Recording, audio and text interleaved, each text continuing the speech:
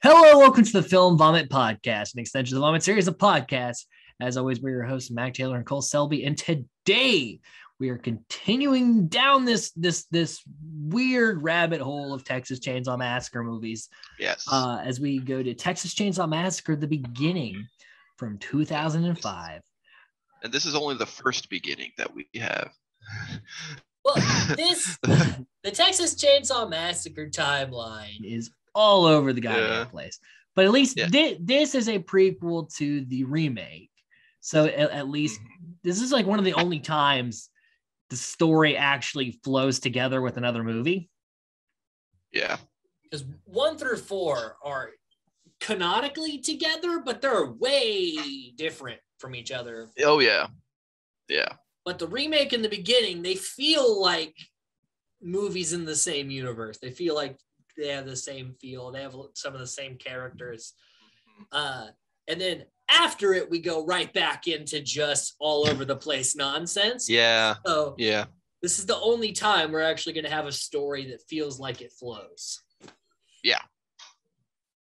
And I guess they made this movie because fans wanted a sequel to the remake, and they were like, "Well, we don't really want to do a sequel, but if you want another movie so bad, we'll do a prequel." I'm not entirely sure why you couldn't just make a sequel to the remake. Maybe it's because like they didn't know where to go with a one-armed Leatherface. Yeah. I mean, if you're looking for a sequel, like they kind of sequel blocked themselves, you know. Yeah, I mean they killed Arlie Ermy. They made Leatherface have one arm. So Monty's already in a wheelchair, so they kind of like fucked him up pretty good, I guess, in that movie. Yeah. And I guess they're like, well, if we do a prequel, then we could just bring everybody back. Yeah. So I understand the thought process behind it, but I'm never a fan of just going back. Like I like a story to flow forward. I don't like because when you go back, you know where the story ends up inevitably. So like you meet these characters and you're like, nothing. They're not getting out of the situation because the story has to keep going. Yeah, and that can work. That can work really well. You know, like with like an ending that everyone already kind of knows how it's gonna go down. But like, I don't think they add in enough like interesting backstory to really justify this. I mean, overall, it's a decent film, you know. I thought it would have been interesting if they showed the family where the hitchhiker girl that blew her brains out, if they like just went back that far, not like literally to the beginning of this stuff. Yeah. Like that would have been a cool like thing to end on, like watching, like, you know, seeing this lady go off and it's like getting picked up. Like that would have been a cool thing, honestly. Yeah, like a Final Destination 5, like literally flow into the original. Mm-hmm. Yeah, but we don't get that. Instead, we get Leatherface's birth in a slaughterhouse. I don't know why. Like, I don't know. This felt a little weird. He's like they're really, you know, hammering home that you know, he's connected to the slaughterhouse and meat in general. He's connected to meat. You never skip on the meat. They're also like, this lady was pregnant and she's like, I need a bathroom break. And I was like, you need to just take care of this baby. Like, good Lord, woman. So she gives birth to Leatherface and dies. And then the guy just throws him in the dumpster. And Luda May just takes him out of the dumpster and decides like, going to raise this random dumpster baby. Yeah. And have him work in the slaughterhouse in which tried to murder him. Very weird. It's a little weird how he would still end up at the slaughterhouse even though being raised by someone else. I guess it's the only place in this town because they said once the slaughterhouse goes, everyone will leave the town. But it's like, what else is in the town? Like they don't have any convenience stores or anything. Gas Like, stations. they have the one gas station, which is already, hold up. Like, they don't need anyone. Like, like it makes sense. There's a lot of small towns that have been like destroyed by, just one business leaving. I mean, look at Connorsville. That's Connorsville after that one car factory like left, it tanked.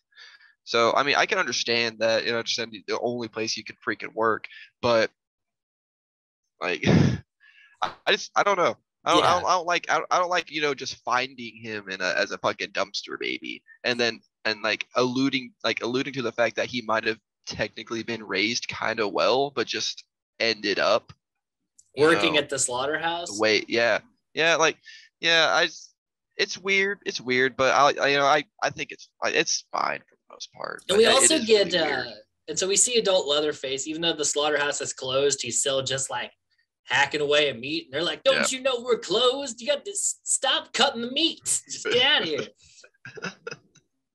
Let the boy go. So if someone religiously comes into your meat factory and cuts meat daily, for no reason other than his own, like him wanting to cut it, I'm not gonna go up. I don't think they pay this guy. Meat. Yeah, I'm pretty sure. I'm sure like he just came in, started cutting meat like when they were like in business, and like, oh okay, yeah, keep cutting the meat, and he just never stopped. It's like Matt Damon in Good Will Hunting, where he like solves the equation overnight. Like they come in and there's all this meat just like packed away, and they're like, oh. Oh. Like he was actually just a janitor, and he was like walking by and like just saw the cleaver on the table. It was just like, this feels right. The cleaver feels right. It feels right to cut meat. Never skimp on the meat. Good quality meat. So they're trying to get him to leave, and also Andrew Bernarski returns from the remake, although he is slimmed down. Yeah, because in the 2003 one, he purposely gained weight and looked like a meat and potatoes fed monster, and in this one he looks like jacked. Like, I don't know if he had like a different movie before this where he had to be just like hulked out, because he just looks real slim. Yeah. More intimidating physically than he was. And he was pretty scary in the 2003 one. But I think there's something about this one that's a little more just looming. Yeah.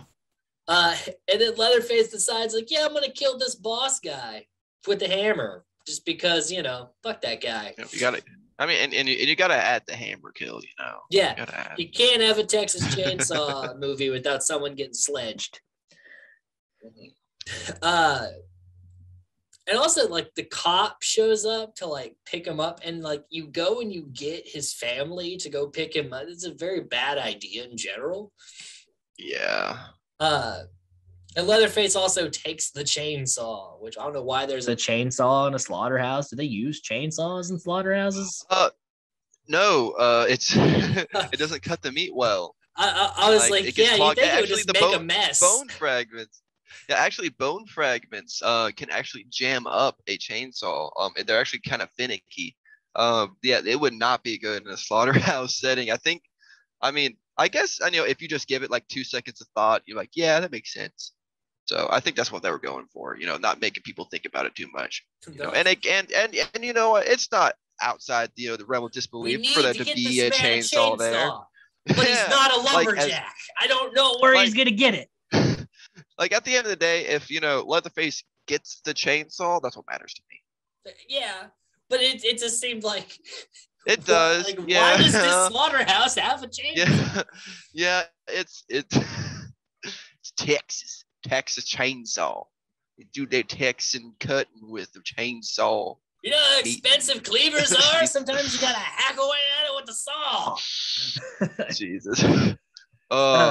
But so yeah, the sheriff gets Charlie, played by Arlie Ermey from the original, or from the remake, the original remake. Yeah. to go pick up leather, and he talks about like fingering horses and things. I'm like, what the fuck is wrong with this guy? I think that's just what happens when you what's it called, like a shut-in while also living on a farm. Yeah. Like you don't have internet, so you don't have access to porn, man. You got to get your kicks off somehow. So you you finger horses. Yeah, it's a really weird. Seems like something out of a Rob Zombie movie. Yeah. Like this does not seem like the last movie with the dialogue.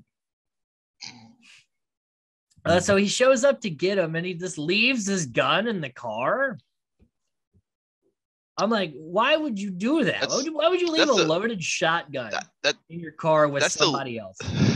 That's the least Texan thing I've ever seen. And so leaving your gun in the car. So Charlie, of course, grabs the gun, shoots the sheriff, and he goes, he has a cool line where he's like, I just shot the whole goddamn sheriff's department.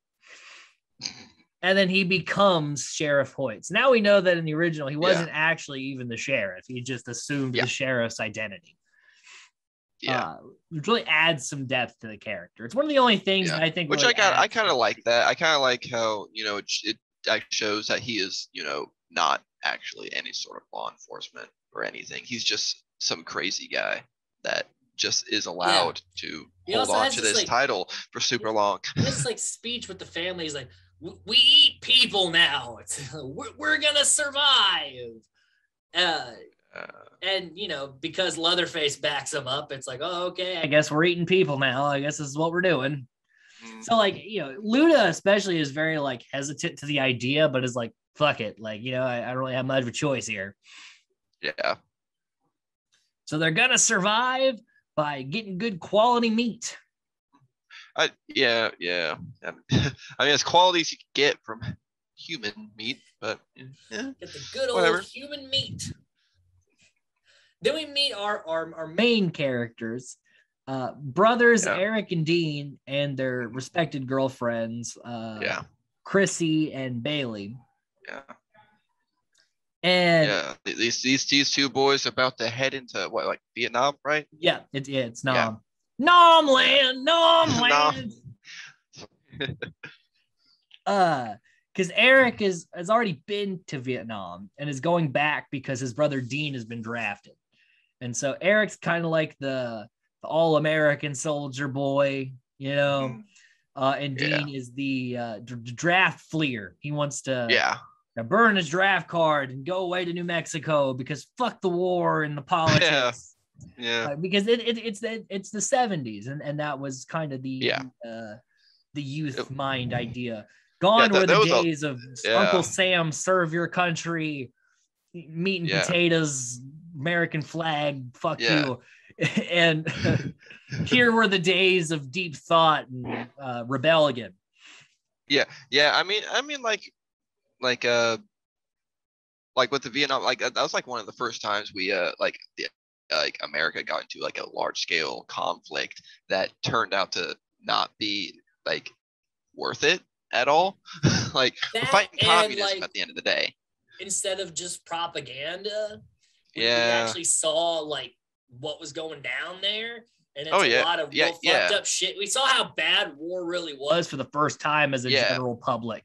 And that turned a lot of people off to the idea. When you see like kids dying and shit. Yeah. And you really see what war is. It's not just G.I. Joe and shit. Yeah. Like it's like people didn't get a lot of footage during like World War I and II. They got like the after effects. There weren't really that many cameras and everything, and in Vietnam, like they were like at people just going into the fucking the shit of things and like taking pictures, taking video, and showing how bad it is. And I think you're right. That really did change the attitude, and that does show in the younger brother here. In the movie, actually, Tom Savini, the legendary effects guy, was a photographer in Vietnam. Wow, I feel like that'd be a high stress job. Like you don't have a gun enough to do that. You camera. Yeah, it'd be horrible. But yeah, so Dean doesn't know how to tell his brother that he's not going either, because it's kind of like an awkward thing to talk about. Yeah. So we get an actually pretty interesting story that this group has, which is kind of rare for a slasher film, to give us characters that have an actual like motivation. Yeah. Or like to have sibling characters that actually care about each other and aren't just like bickering. Yeah. It's nice to see it. So they're driving across country to, Eric thinks they're driving across country to go to Nam, but Dean's fleeing. But they're taking a road trip that's not going to end very well. Oh no. And the girls are going, but like they have to drive back, and that seems kind of dangerous. Yeah. Like personally, if my significant other was, like driving off some some super fucking far off place, and I would have to like then leave without them, I'm just not gonna fucking go, dog. It just seems a little. I guess I understand it, but yeah. And then we get this scene where Eric and Chrissy are talking about like wanting a family, and once he comes back, the things are gonna be good. And they're joyriding, having good times before all the chainsawing massacres begin. And then some bikers come along and are just being douchebags because they're bikers, and bikers suck. Yep. For the most part, they're just trash people. And then so we see, Hoyt kind of becoming the character. He's like, you don't call me Charlie anymore. You call me Hoyt, and, sheriff and all that business. Yeah. And then Dean and Eric are kind of discussing Vietnam, and the girls go to the bathroom to talk about how Dean doesn't want to go to Vietnam. And Eric's like, you'd be surprised what you get used to. But you can see Eric's kind of like fucked up. Yeah. Like there's layers to this conversation, which I think are quite interesting. Yeah, I mean, you can't come back from like Nam and not be fucked up a little bit, Exactly. Like, that's so rough.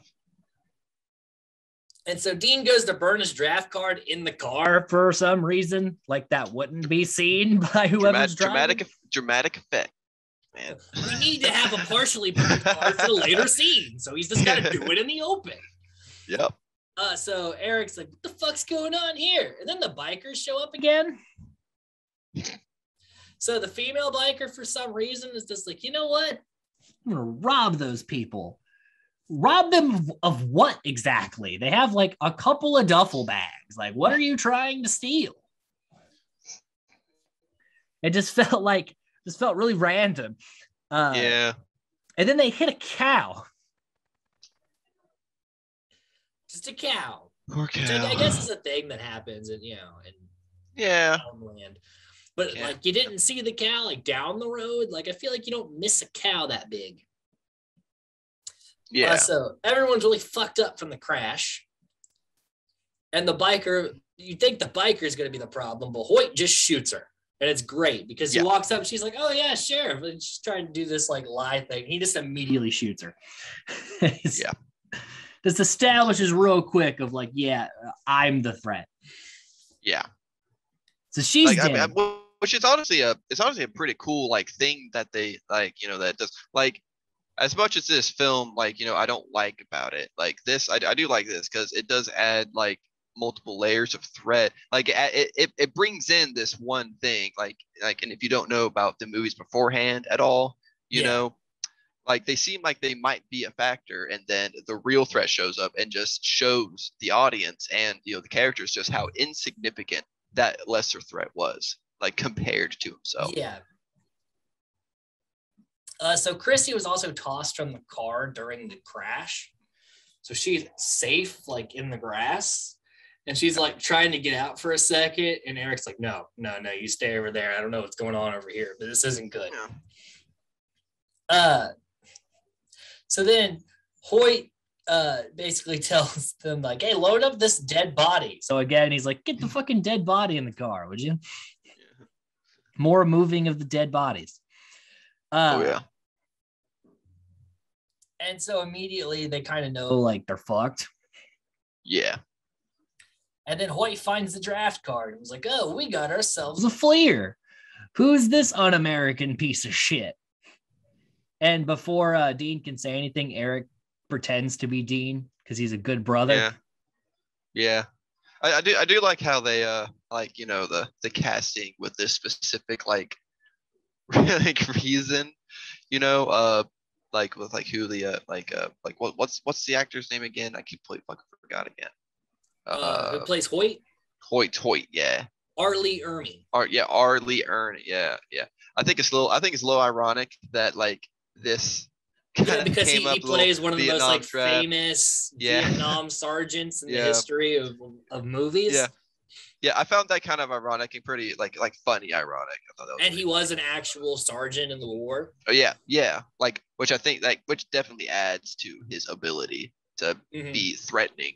He's very good at that character. He's very good at it. I mean, obviously because he was it, but yeah. And then there's a scene coming up later with the drill sergeant stuff that really like fucking nails that scene. So Monty is like tasked because Monty has legs in this movie, at least for a little bit. So he's tasked with like picking up the wreck. And unknowingly, he's picked up Chrissy as well. And she's trying to get the gun, but then he's like, ooh, hey, a gun. And so he takes it. Because there's a lot of because Chrissy's not an idiot. Like she's playing it okay. It's just like I think like most people in this situation, she's not equipped to handle this. So it's like you see her kind of just trying to figure out how she's gonna find where they go, and B, how the hell is she gonna get them out of here? Because she's not exactly armed or trained or anything. She's just an average person. So Hoyt's pressing Dean because he knows he's Dean because Dean's not very good at knowing information about Nam. And every time he looks at Eric has like these hard, cold eyes. So it's clear, like, that kid's the soldier. The kid that can't make eye contact and doesn't know much information about Nam is probably the one who is fleeing. He's like, well, I was a soldier too back in the day. Blood and guts everywhere. You know, I'm a proud American. So then Leatherface comes to pick up the dead body. It scares the shit out of everybody in the car because it's Leatherface. And he's like, go ahead and prep it to eat. So Leatherface is, never left that slaughterhouse job. He's still prepping the meat. Oh, yeah. Just in a different way now. Jesus. So then Hoyt ties up the boys in the barn. Yeah. And Luda's like, oh no, their parents are gonna come and we're gonna be screwed. And Hoyt's like, listen, dude, we're gonna get away with this. And he's right, they are. Yeah. At least for a while. Mm-hmm. And we actually see, like, in the beginning, they were, afraid to do this. But then as they did it more often, they got more confident. So by the time the remake rolls around, this is like clockwork to them. But, at the start, like every serial killer is kind of like, oh shit, like this is, they haven't hit their stride yet. Yeah. That actually kind of reminds me of this one like horror documentary style film of this person's like following a killer who's like, I'm about to make myself, a big name, serial killer and stuff. And it's like this lady just following him while he like commits like his like murder spree, trying to become a big name. and that film, like it actually shows like his like how he dealt with like his first killing and stuff, which I thought was interesting. And like with this one as well, like I like how they're not just experts right out the gate. Which I guess it's a prequel, so it should be accepted, like expected. Jesus. I like how they're not just fucking prolific killers right out the get go. And so Hoyt like saran wraps Eric. And then Dean's finally like, yes, I'm Dean. I'm the fleer. I'm the Fleer. Hoyt's like, all right, well then, I'll make you a deal. You do 20 push-ups, I'll let you go. And while he's doing the 20 push-ups, he is just ruthlessly beating the shit out of him. Yeah. And by the time he gets to 20. But by the time he gets to 20, he has no strength left to flee, which it seems like something you would actually do to like a POW or whatever. Yeah. But it's like, and he's talking about being a POW, and he's like, we had to survive by eating people. And I ate all of them. So are you going to eat or are you going to get ate? Which is kind of a dumb question because, we know these guys are going to get ate because they're not going to be around come the remake. Mm-hmm. And Luna's like trying to like dress up Bailey as like a girl. Like she's like, yes, I have a girl of my own and blah, blah. But Bailey won't stop screaming. Yeah. And Chrissy goes and gets the male biker. And is like, they got your girlfriend. And he's like, okay, show me where. So they head to the Hewitt house. And then the tea lady from the remake visits, talking about liquids. A very strange scene.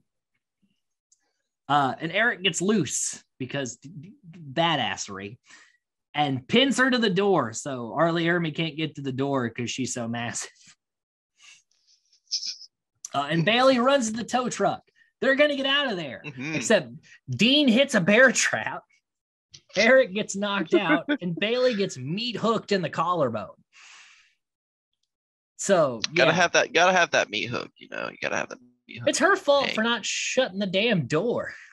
For real. She left the driver's door wide open. It's like, pull that shut. Roll up a window, lock the doors.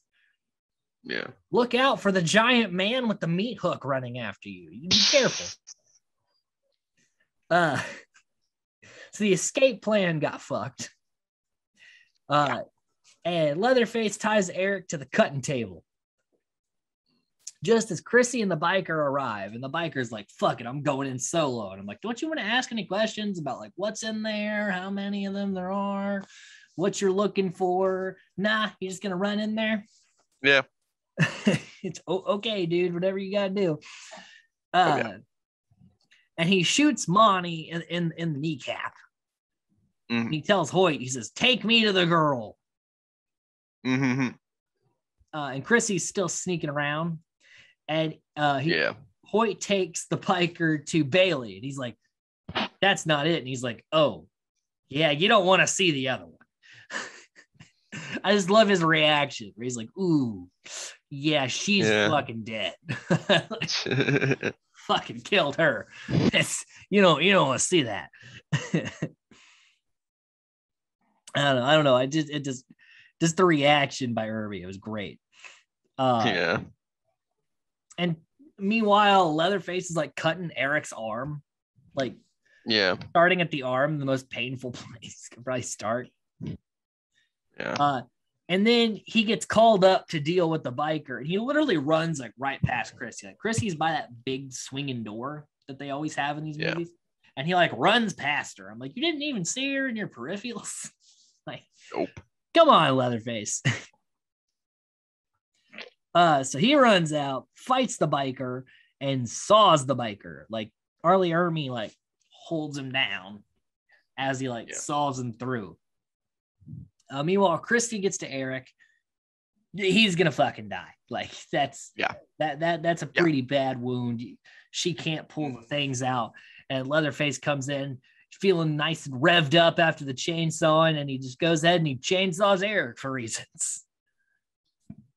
I mean, it's like, I saw him, I saw you too. I don't know why. It was a really weird way to do it. But she's right under the table, and then as he cuts his face off, you see like all the blood pour. This movie has a lot more gore. Yeah, it does. They really go hard on the gore. I would say they're like right before like a little bit too indulgent with it, Mm-hmm. I think they hit a good balance with it. Like, I mean, I like the gore stuff. I like that. I like watching it. I like just And where other movies kind of had to pull yeah. back a little bit, it was nice to see him just do it. Yeah, like that. Yeah, that's like with like every other film in the series. They've all had to pull back in some way, I feel. There's a decent At amount of the, chainsaw massacres in the movie called yeah, Texas Chainsaw Massacre for once. Like there's a yeah, good amount of them. mhm, Uh so yeah, and then he takes Eric's face. So Chrissy's now got to deal with that. It's always got to be the boyfriend of yeah, the main character. yeah. And now we got to get Does. real wet and gross because that's that's how we like to do these movies. So she Oh falls in yeah. all this water. So Mm, she's covered in blood and water. It's real wet and gross now. yummy. And she goes to leave, but she's like, I gotta get Bailey and Dean. And I'm like, you probably should just leave. Yeah, it's a You little should bit. probably cut your losses. And then Hoyt's like, Leatherface, get in here. Now, Uncle Monty, I'm sorry about this. I care about you, but I'm gonna cut both your legs off for balance, even though only one of your legs is injured. So now we know Monty's missing both those legs. Yeah. Yeah, he literally just cut off the second leg cuz. Leatherface is really happy with that chainsaw. He's really getting to do a lot of chainsawing. Yeah. So there's a rescue attempt happening, but Hoyt shuts that Mhm. shit down, and we get a new dinner scene, which we haven't had a dinner scene in a little bit. Yeah. And they talk about like, this family will survive. Yeah. And then they slit Bailey's throat literally for no reason. You just you just gotta you just I can't think of a reason why. Yeah, they're like, she's really nice, slits her throat, and then that was it. Yeah. And then Leather goes to take Chrissy away, but she stabs him, and he actually makes like the noise that he makes in the original, like that kind of like squealy noise. Yeah. That he hasn't really made sense. I thought that was a nice touch. And then she hops out a window, much like the original movie with Sally, just fucking diving out windows and shit.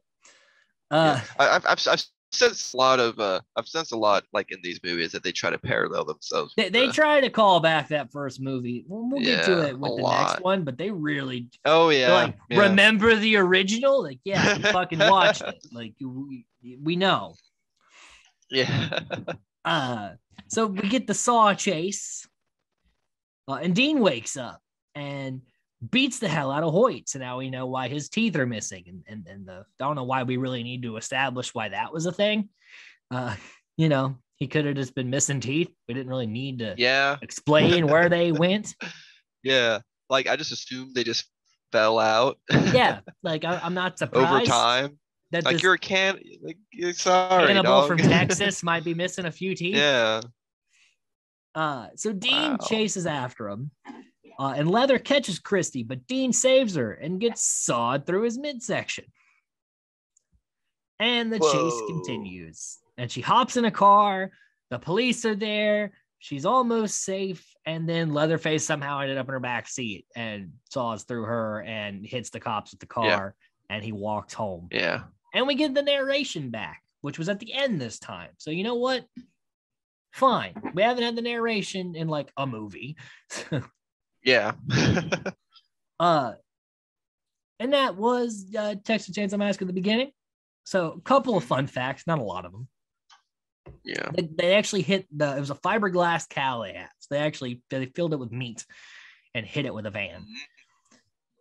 And Ermi left the filming due to his mother dying. So that's why he's not in a lot of like the latter half of the movie, because he had to leave for family reasons. Yeah. Matt Bomer, the guy that played Eric, really had his face wrapped in cellophane. See, that's dangerous, dog. Yeah. They said Arlie Ermy was like, "Oh man, this is I don't really like how dangerous this is," and they're like, we'll leave him a little air hole at the very bottom. He'll be fine." That could have went real wrong if he panicked. Yeah, and I mean, I'd probably panic. Yeah, it's fucking cellophane. I don't want that to happen to me. Yeah, fuck that, dude. New Line Cinema paid $3 million to keep the rights to Texas Chainsaw to make this movie. That's Well, what, like the one, when was this made again? Like what, 2006? Yeah. Oh, Or it was was it? filmed in Yeah. '05, but it came out in Okay. '06. So yeah, I guess that was a pretty good chunk of change at that time. Just to keep the rights to the name. Yeah, Yeah. just to keep the rights. Yeah. That didn't include what this movie cost to film. Oh, yeah. Didn't that cost like fucking It was like expensive. like 15 million It was around that expensive. ballpark? But, it looks good, though. Yeah, The movie, expensive. the remake in this look really good. They do. Yeah. They look a lot better Yeah. than the next two movies that come out after them. Yeah, they do. And also the old lady that played Luda had a huge crush on Matt Bomer, the guy that played Eric. She said he had the most pretty eyes. I thought that was kind of funny.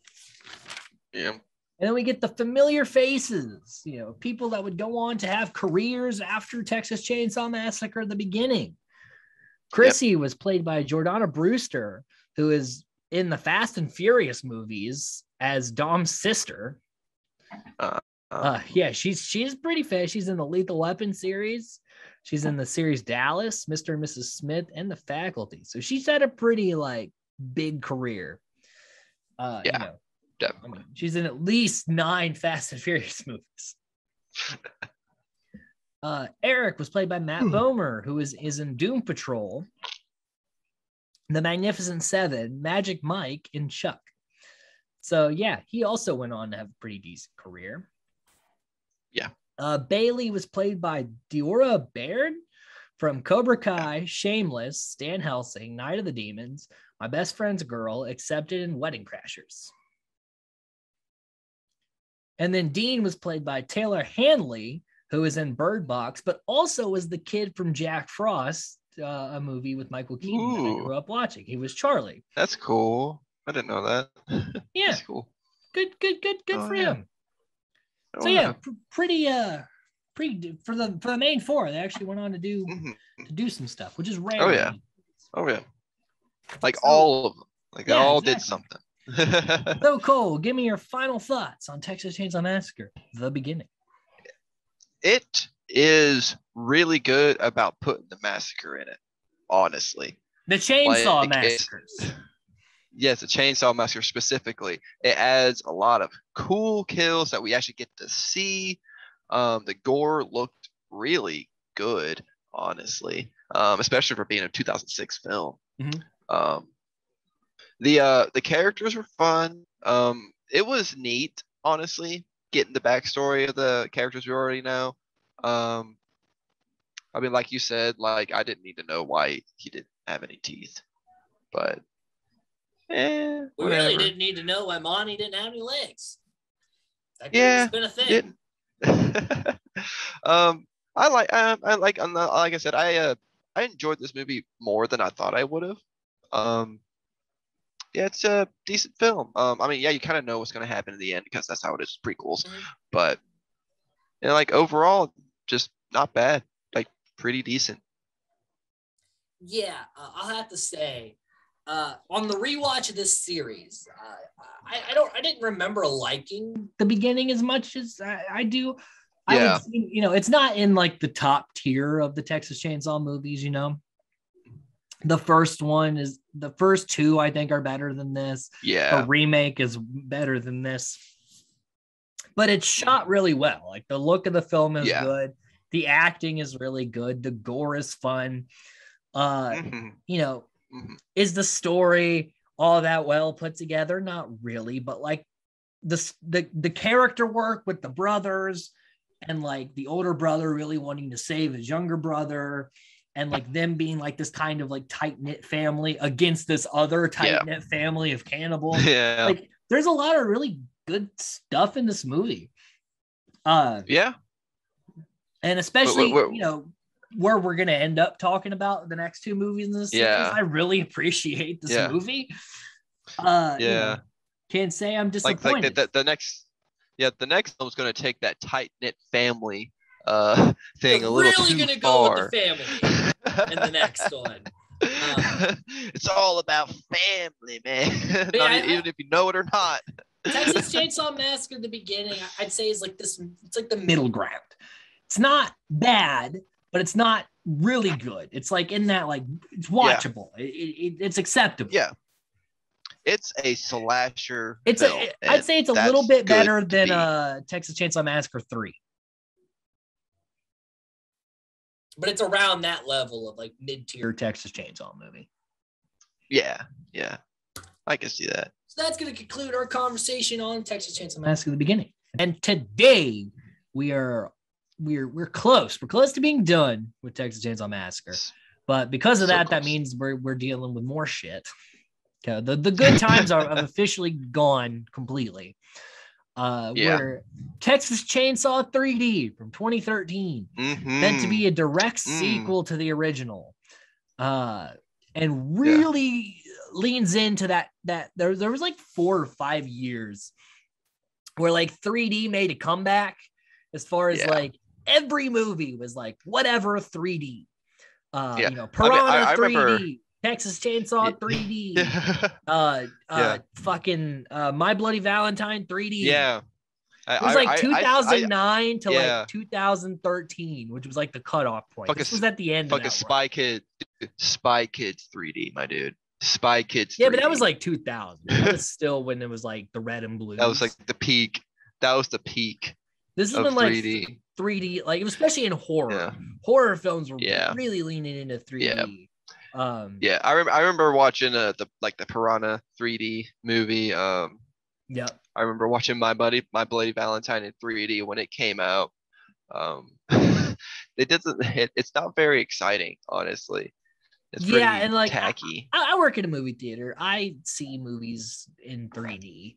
Not on my free time, but like, I see what is in 3D. And 3D nowadays is more about depth. It's not like, like the 80s where it was like, shit, it's reaching out the screen. It's a gimmick that I don't know why it's still going on. Like it's not that impressive.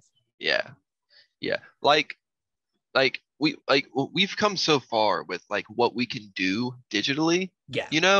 Like we not in this movie. I mean, not in this movie. This movie looked like it was animated by middle schoolers. Like think all the way back to what was it, like 2009, 10 when YouTube came out, right? 2007. Think back when YouTube was incepted. 2007. Yeah, so even longer. So even think all the way back then and think of any sort of animation that was on that platform at that time. This is like exactly that level. This looks like something that would air on the Sci-Fi Channel involving sharks. Yeah, like that's how bad the this movie. And it also comes out of nowhere. It's just fucking ham-fisted in. I think just because it was the thing at the time. And when you look at the budget of the fucking movie, and then look at the quality of its effects, it makes me gag a little bit, honestly. So before we delve into Texas Chainsaw, we're going to introduce a new segment in the pod called What You Watchin', where me and Cole talk about things we may have watched in the past week or two, or however long. Cole, what you watching? What am I watching? Shit, dog. Honestly, I'm less watching and more waiting. I don't know if you've heard, but there is a Lord of the Rings series being made, and I am extremely half chubbed for that.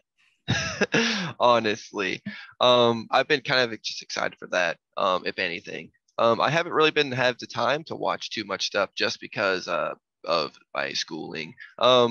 If you want to go back further, I watched like all of the Studio Ghibli films with my fiance, since she didn't watch many of those.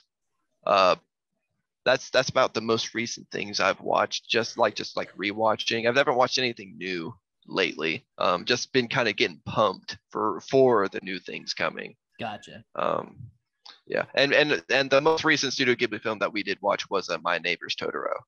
That was the most recent one we watched. Yeah, we're fantastic film. AMC, we're showing the Studio Ghibli movies throughout the month of October.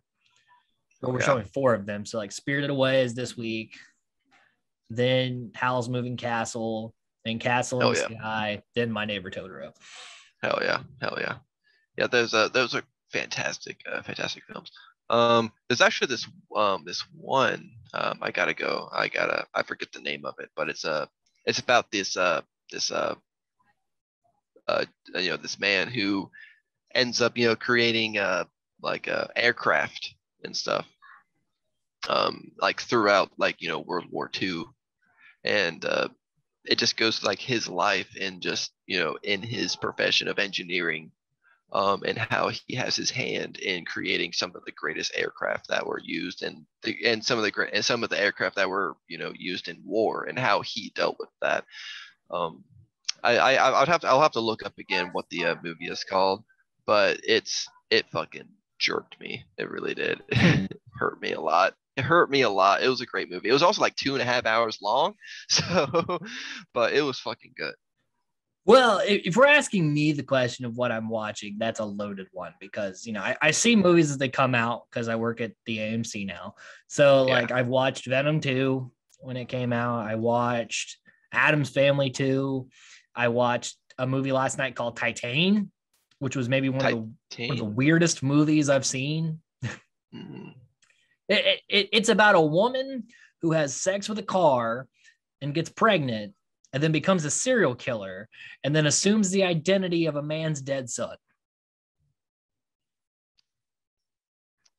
Sounds great. It was wow. an entertaining theater experience. Wow. How was Addams Family 2? Yeah, it was Addams Family too. I liked the first one, the animated one they did in 2019. Yeah. I think they kind of lost some of that charm here in the sequel, but I mean that's to be expected, I think, with sequels. Venom 2 was meh. It felt rushed, and the post-credit scene was fire, but other than that, it was not that great. That's kind of sad. Venom's like I love the character. I love Venom him. and Carnage. I love my that two favorite being villains. a part of like the whole thing. Yeah, I love that being a part of the whole thing now. It's cool. Yeah, it's kind of sad to hear the second film. I mean, I guess sequels they have that weight to them. And it felt like it was a longer movie they cut down to try to fit a 90-minute. It felt rushed. I wish people would. I wish they would just understand that people are willing to sit through a 2.5 hour long movie if it's good. Exactly. And then as far as series goes, I watched WandaVision. So I finally finished that. Yeah. And then I've been rewatching Power Rangers for a while now. So I finished Mighty Morphin. So I'm at least through that. Now I'm on Power Rangers Zeo. So keeping through that. And so that has been what you watch. Yeah. So now on to what we watched together, which was Texas Chainsaw. 3D, man. Yeah. 3D, 3 dimensions. So we opened of shit. What was supposed to be right after the events of the first movie. There's like a fuck ton of Sawyers where it's like there was only like 3 of them. Now there's like 20 of them. It's like, 8, where were these people during the last movie? Yeah, there's a baby. There's a whole ass baby now. Okay, there's a bunch of people, and really this was like just to cameo people because you have you have Bill Moseley playing Drayton Sawyer. You have Gunnar Hansen. Don't we have a don't we have like the original? Yeah.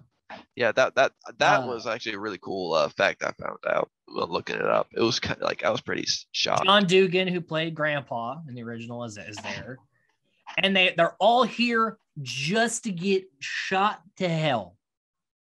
Yeah, because did Lionsgate get the rights to this? Yes. This for is this Lionsgate. Movie? Yeah, it's Lionsgate.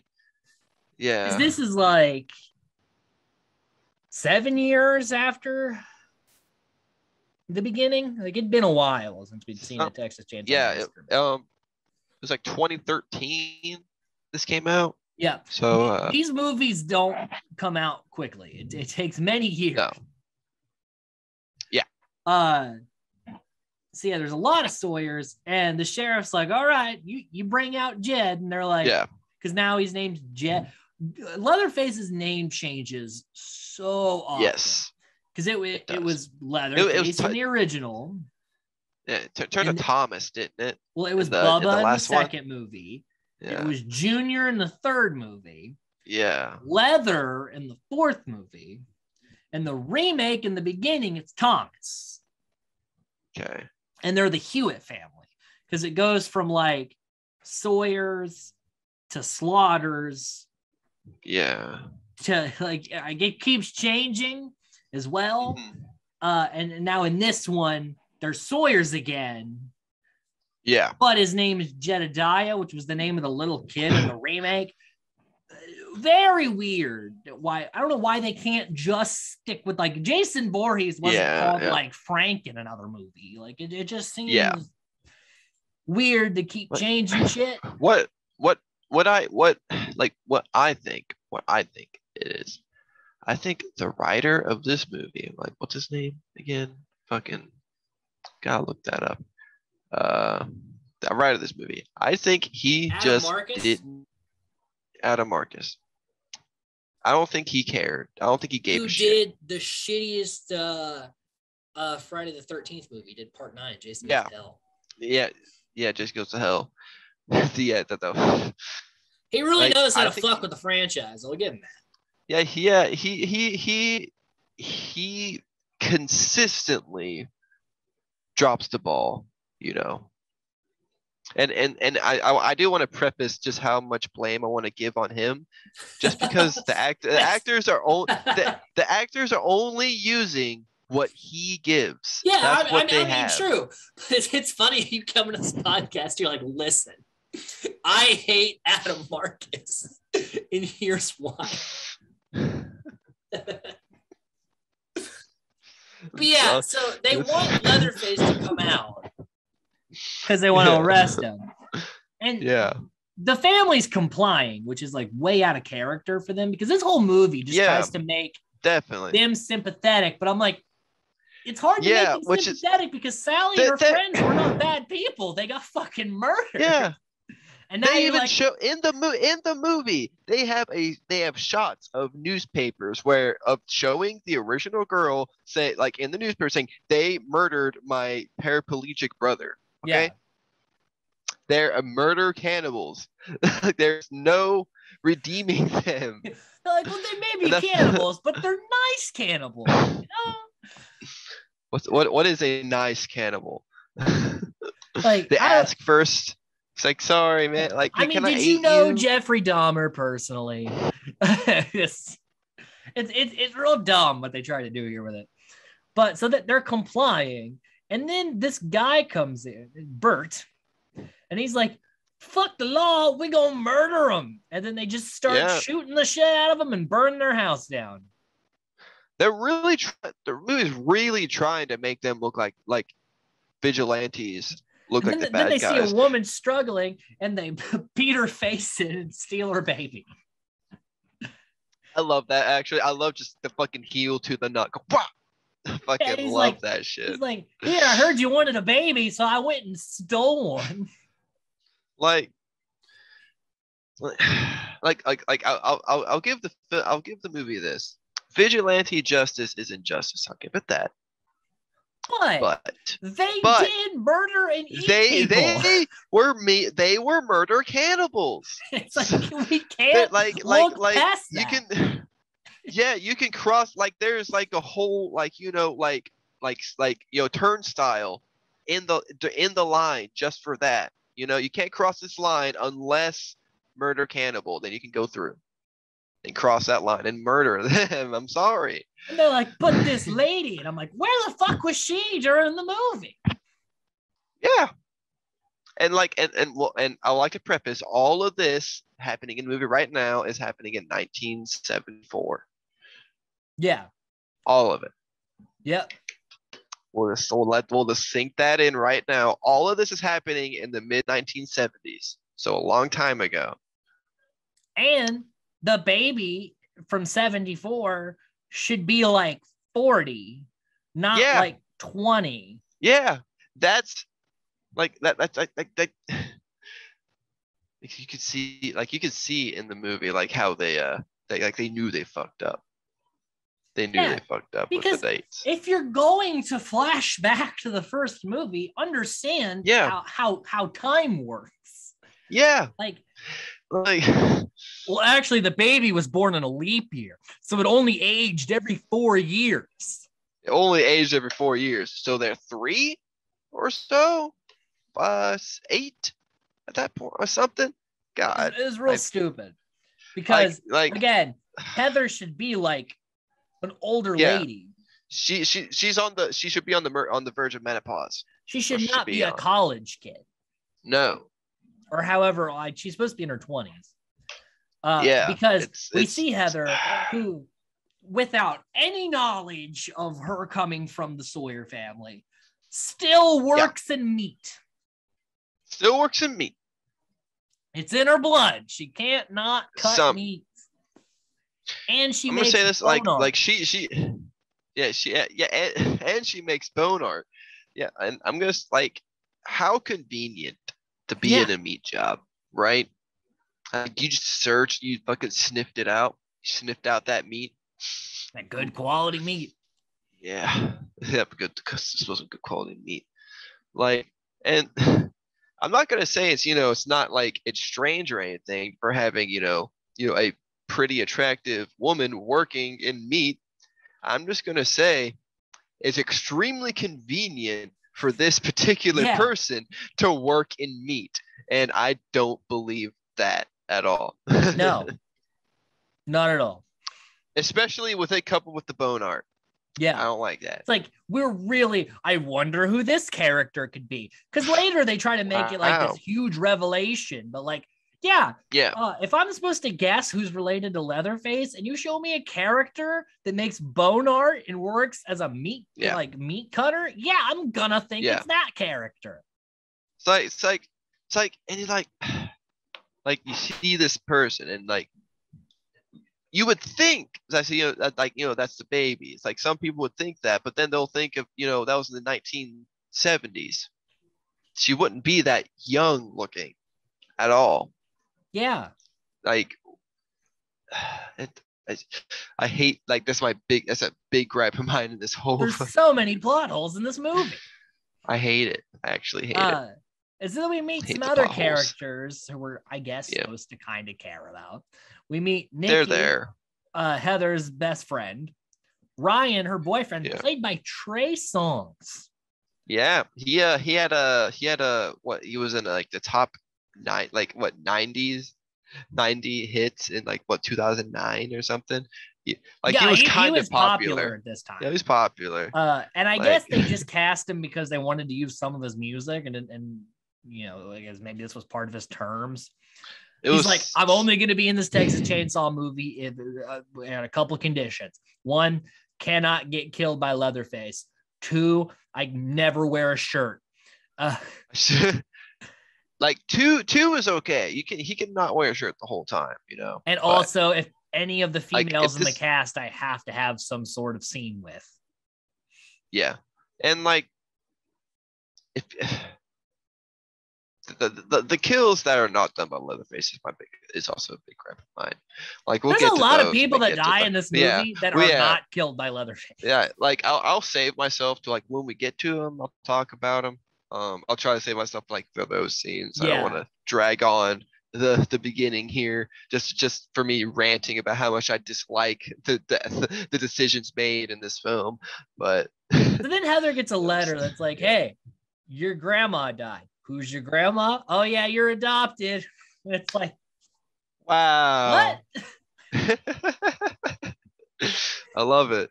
What a way to find out you're adopted. So she confronts her shitty parents. Yeah. And like, we goes out of their way. We took you. What's so bad about that? Goes out of their way to make them look extra shitty. Like, God. Yeah, because again, we're trying to make Leatherface and his family look like okay people, even though they were murderous cannibals. Yeah. So they go on a road trip to Texas with this other guy named Kenny, who's Nikki's boyfriend, even though Nikki is crushing on Heather's boyfriend. And if you're wondering if that will come up as a plot point later, no, it has no use to the plot. But Trey Songz needs to have another scene with a woman. Yeah, Trey Songz. He's gotta be able to have the illusion of banging. Yeah. With multiple women in the movie. Yeah. So he has to have that. Has to in the contract. So then they almost hit this guy, and they decide to just pick him up. His name's Daryl. Seems like a nice enough guy. And we'll talk about it later. But again, it's like this is just another. We need to add another body, I guess, to the movie. That, and I think the film really just wants to set in stone just how stupid the characters are. Mm. And then they play a song called "God's Gonna Fuck You Up." Yeah, which is weird to just hear in this movie, where it's like, what is the tone of this movie? And I know Adam Marcus was like, well, it was we were trying to be a little silly. And it's like, but why? A little silly.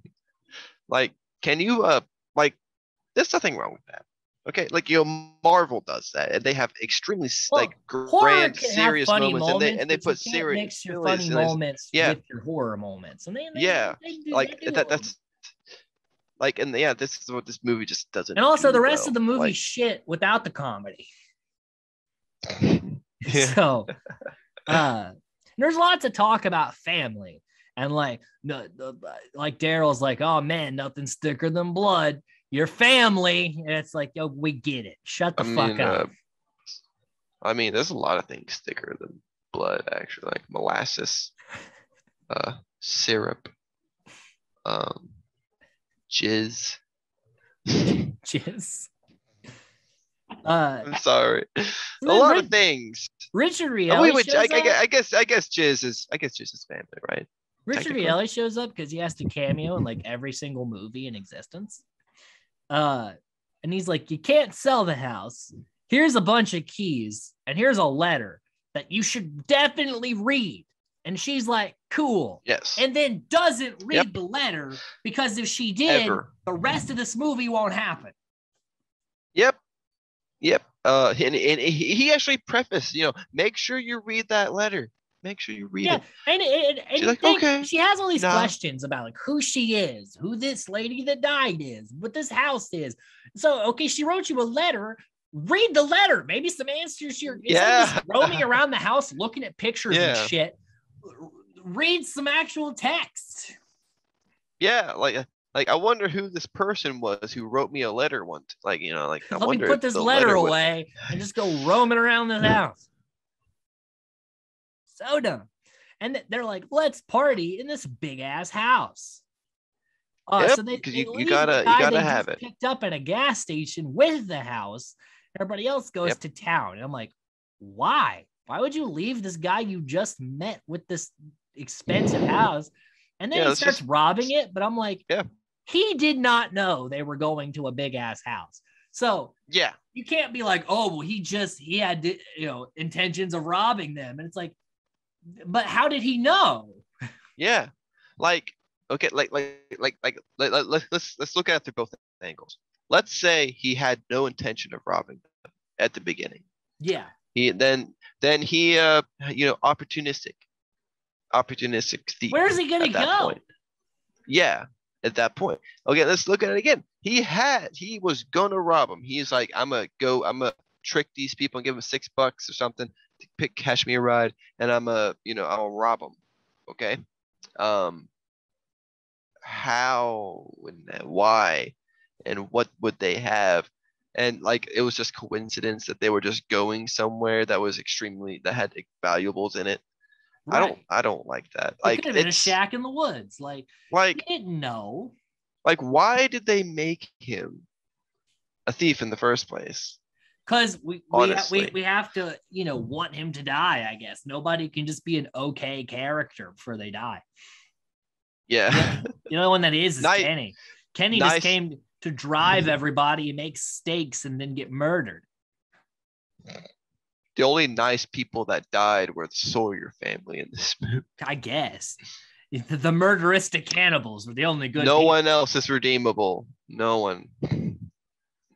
Plus, they go to town. They meet Bert, who wants to buy the house for reasons. I don't know why he didn't just burn it down.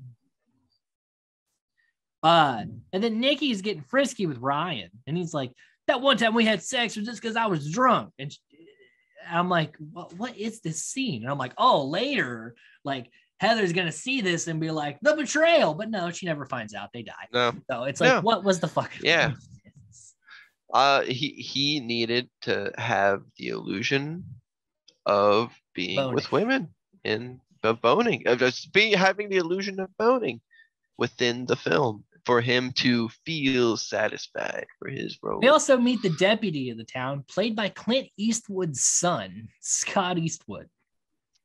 Yep. Who is already just by being out of Clint Eastwood's sack is better than this movie. Yeah.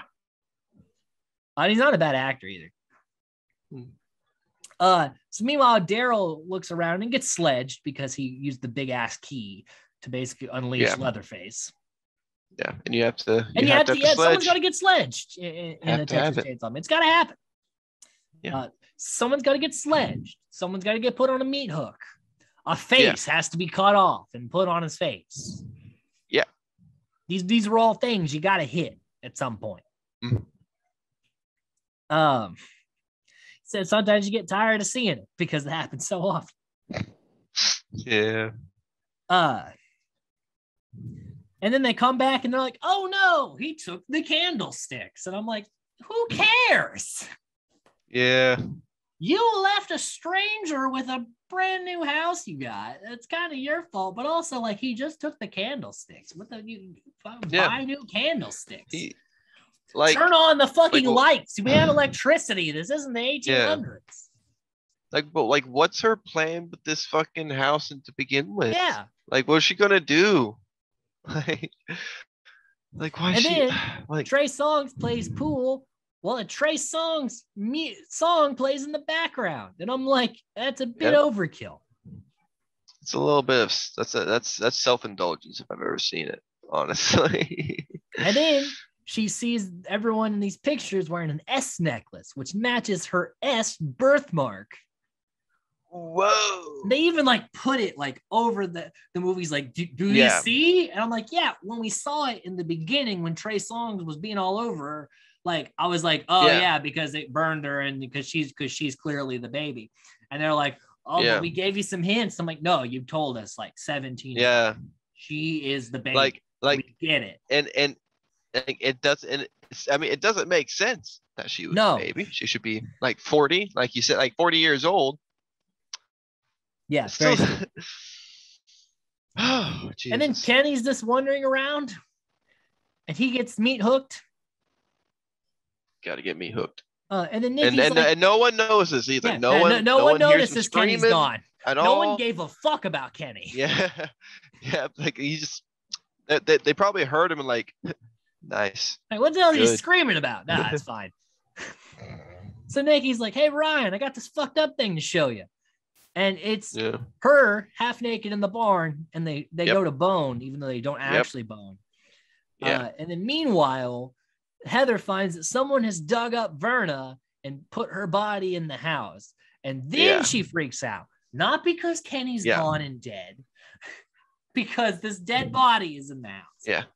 And for what, how do you sneak a body into the, for one, it takes a long time to dig that deep in the dirt. They were in town for a while, though. We'll say that. I guess. Okay. And that was a freshly dug grave. Okay. That body gonna smell bad. It's gonna smell, dog.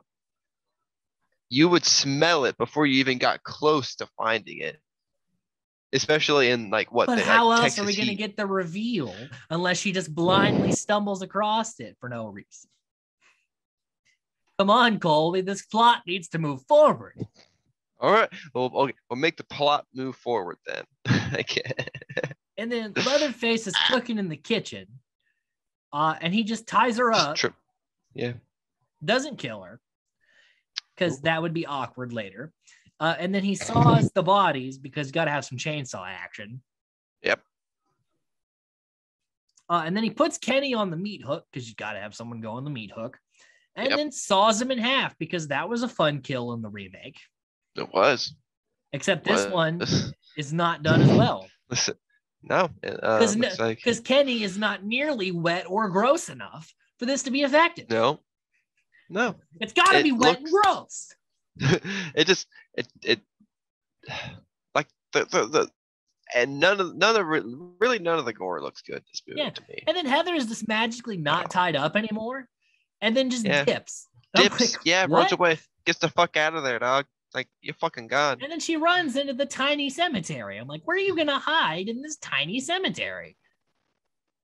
And the Leatherface chases her. She gets in a casket. And then you need to have the chainsaw coming through the casket. Oh, glorious 3D. Yes. Yeah. I'm being chased by a chainsaw maniac. So I'm immediately going to just put myself in a box.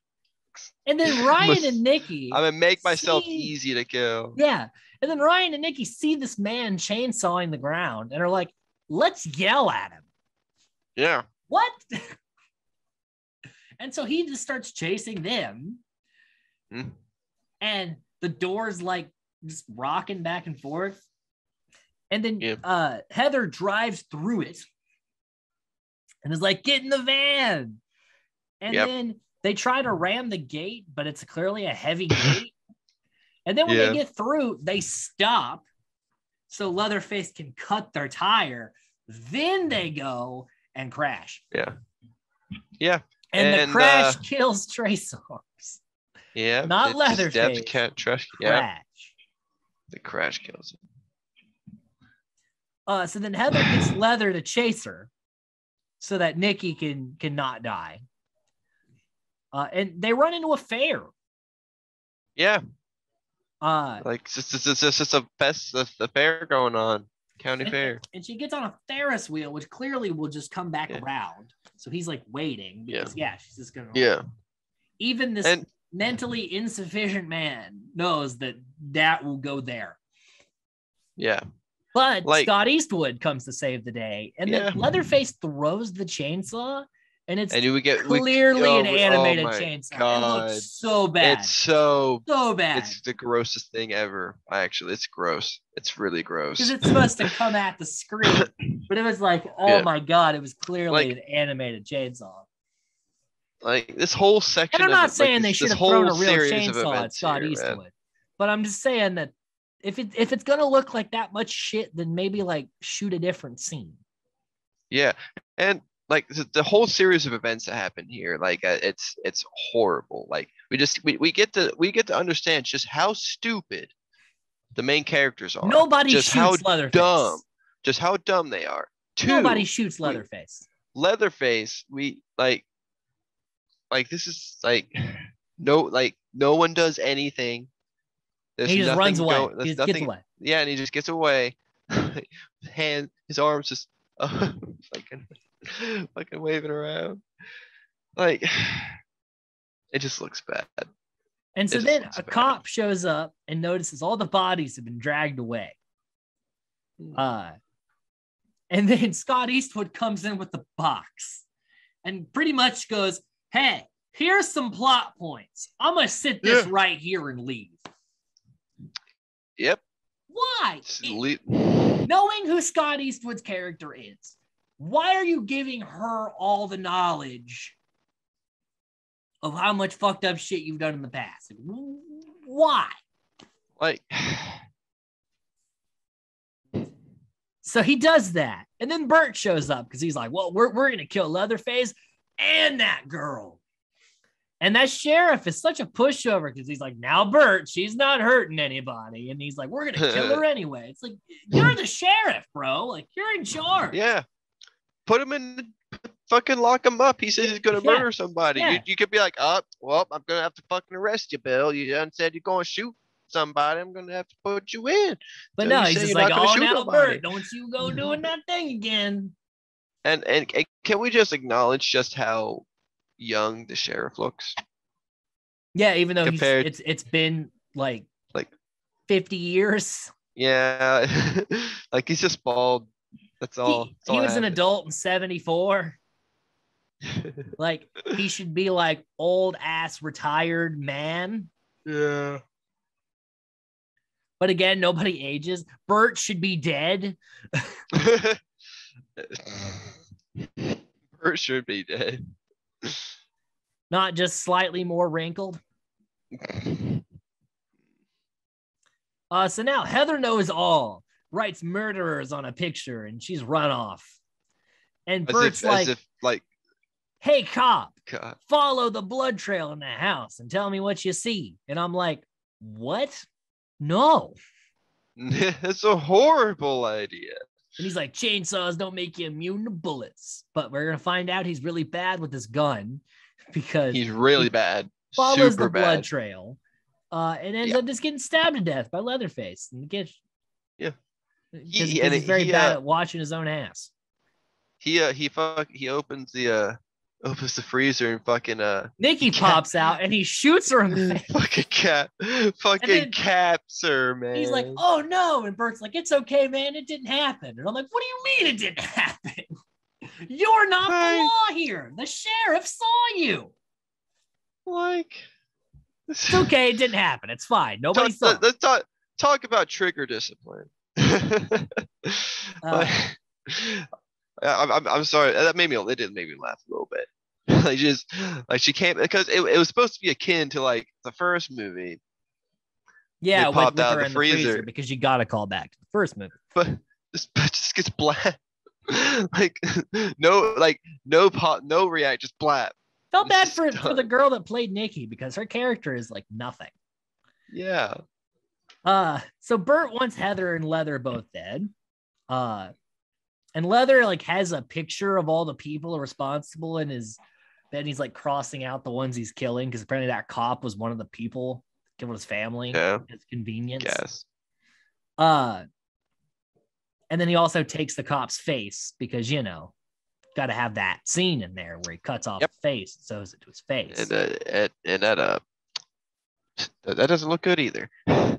So then Heather meets with Richard Rielli and he's like, you didn't read the letter? I told you to read the letter. And I'm like, yeah, you should have read the fucking letter. Yeah, he did say to read the letter. So he explains a couple more plot points to keep it moving forward. And then Bert and his goons attack and Heather stabs one. But turns out Scott Eastwood was Bert's son all along. And he takes her to the slaughterhouse because you got to have one of those in the movie too. Yep. And they tie her up without a bra on for some reason. Like you got to have like almost boobs, I guess, in this movie. You got to have just enough, just have to. And then Leatherface almost kills her again, even though she's tied up. Like clearly somebody's done this to her. Yeah. But then sees her birthmark and was like, family. This is like a sadistic Fast and Furious at this point, because then he cuts her loose and then gets beat the hell out of by Bert and his goons for a minute. And they try to like get him in the grinder. Yeah. Which makes me think of Good Burger. But Heather stabs one of the guys with a pitchfork. Mm-hmm. And Leather saws Bert's heel. Looks, the pitchfork kill. Looks bad. It's gross. It's bad. Yeah, she throws him his chainsaw and says, "Get him, cuz." And I'm like, "What is that? What is this? Go fuck yourself." When was like, I don't like it. So Bert's getting drugged to the grinder, and he's like, "Shoot him, Sheriff Hooper."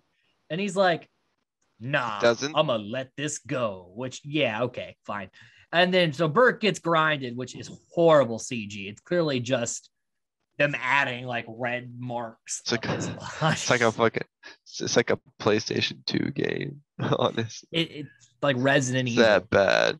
Yeah, it's pretty bad. So then Hooper lets them go. And she cleans Leather up and puts him, as Verna narrates, she closes him up and he closes the sliding door. And that was Texas Chainsaw 3D. Yeah. The last film appearance of both Gunnar Hansen and Marilyn Burns, who played Verna, the girl who played Sally Hardesty. And the original cut has Jed kill her Heather's foster parents, but they took that. They didn't film that ultimately. And that's the only trivia about this movie because no one cares. It sucks. Yeah. But familiar faces. Some people did go on to have careers.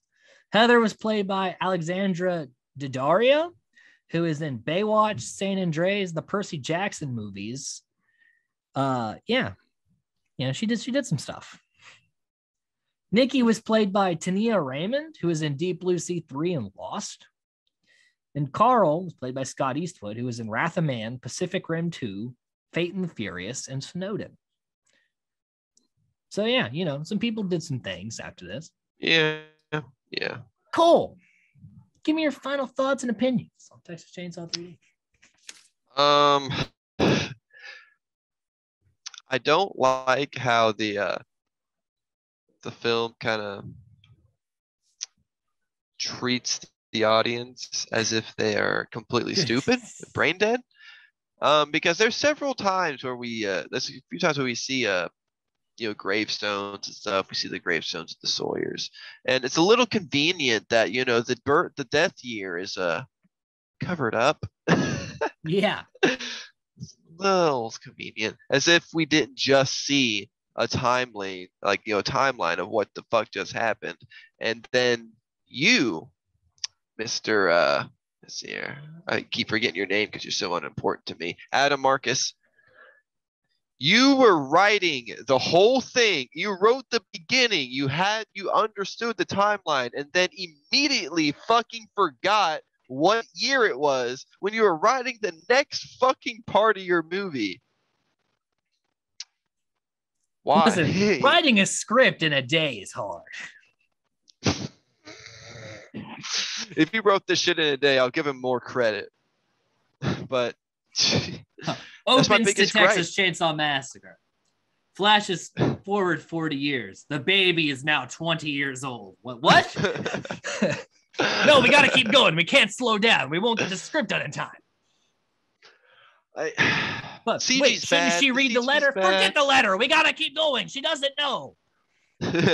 like it has a higher budget than the previous movie did, and it looks worse. It looks worse than the original movie, which was shot on couch change. Yeah. It's not a good one. It's not a good one. It's not a good one at all.